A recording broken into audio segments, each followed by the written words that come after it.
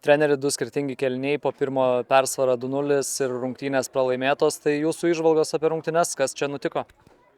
Manau, kaip jūs ir sakote, kad du skirtingi kėliniai, kur pirmam kėliniui liktai kontroliavom savo žaidimą, turėjom momentų, kentėjome, antrame kėlinyje liktai viskas apsivertė, bet turėjome savo šansų ir komanda sugriuvo. Ką pasakė atvirukam Rūbiniai, kaip aiškinsitės, kaip spręsit šitą reikalą? Manau, kad turime suprasti vieną paprastą dalyką, kas yra Kauno Žalgiris ir kokie yra jo tikslai.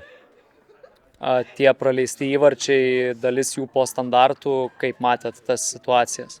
Jo, tai vėlgi yra labai svarbu tuose momentuose būti susikoncentravus ir kartais parodyti lyderiškus savybių, ko šiandien mums ir pritrūko.